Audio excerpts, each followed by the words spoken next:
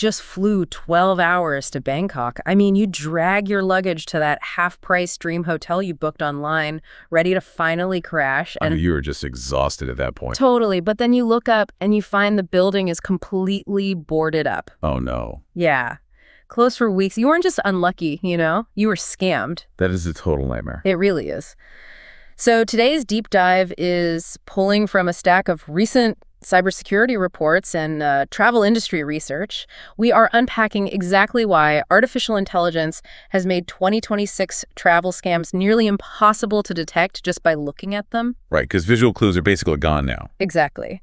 And our mission is to figure out how you can actually protect your wallet. Because let's be honest, you usually book travel when you're tired, rushing, and maybe comparing like 5 different browser tabs at worst. Always. It's so overwhelming. But, I mean, aren't major booking platforms supposed to be secure by now? Well, yes, the platforms themselves are secure.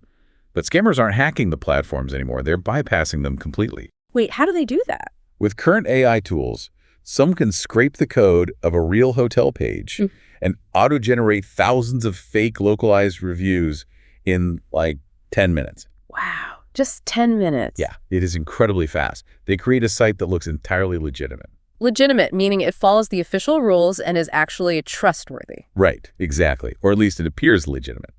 It has the padlock icon in the browser, crisp photos, perfect grammar. It wears a costume of trust signals, even though it isn't officially recognized or trustworthy underneath. So the old advice about looking for bad spelling or weird logos is completely outdated now. Completely outdated, yeah. Okay, so if the visual red flags are gone, scammers have to rely on psychological manipulation. Looking through these reports, they are basically weaponizing your own deal hunting urgency, right? Yes, and it usually starts with trap number 1, which is fake listings. Right. They take stolen photos of a real property, but price it about 30% below the market rate during peak season. And then they just wait for a deal hunter to bite. I actually want to push back on how we handle that, though. Normally, we try to look for flaws to spot a scam. Sure, that is the natural instinct. But based on this research, you should actually worry when everything aligns too perfectly. Oh, there's a great point. It is like finding a brand new designer jacket on the street for $5. You shouldn't think, wow, what a great deal. You should think, why is this only $5? The perfection itself is the red flag. Yes.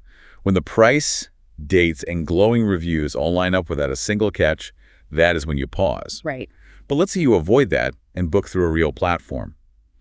Scammers have a second trap waiting, which is the payment panic. I hate this one. It is so stressful. A day after booking, you get a message claiming your payment failed.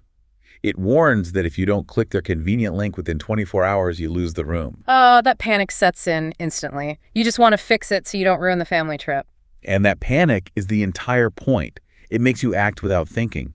So you don't just trust the panicked email, you have to verify it. Verify it, meaning you check it independently to make sure it is true. Exactly. You close the message, open your hotel app yourself, and look at the real reservation status directly. Right, you check it by using a completely different door. Yes. But what if they cast an even wider net? These reports highlight a third trap, where entire platforms are being spoofed. Yeah, that is the classic phishing tactic. P-H-I-S-H-I-N-G. Like fishing with a fishing pole. Basically, yeah. It is a deliberate play on the word phishing, because scammers cast a wide net to steal your private info. They build an entire fake platform where the web address is off by just one single letter from the real brand. Just one letter. That is terrifying. It is. They're just impersonating a trusted site, waiting for you to hand over your passwords or credit card numbers. And with average scam losses hitting 4 figures now, I mean, that is rent money gone. We have to stay vigilant. Yes, vigilant is the perfect word. Meaning we have to stay alert without waiting for an obvious warning sign. Right, exactly. It is about maintaining safe habits every single time you book. So what are those practical habits?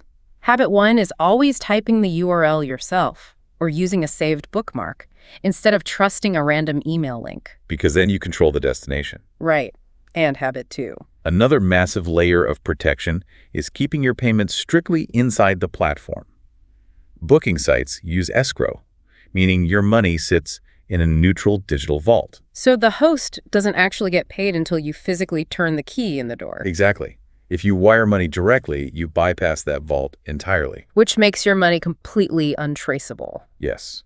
And for habit 3, another digital vault you need is two-factor authentication. Ah, right.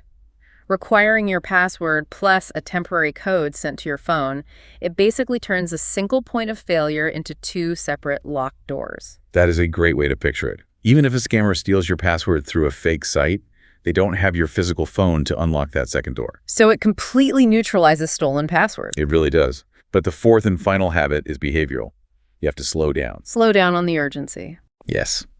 Phrases like, only 2 rooms left are injected into these sites specifically to bypass your judgment and force immediate action. Wow. So pulling all these cybersecurity insights together, the AI-generated fake website is really just the costume. Exactly. The scammer's actual weapon is your own sense of urgency. They're hijacking your excitement for the trip. That is wild. Visual clues won't save us anymore. No, they really won't. So the next time you feel that urgent book now rush to grab a half-price dream hotel, will you blindly trust the feeling?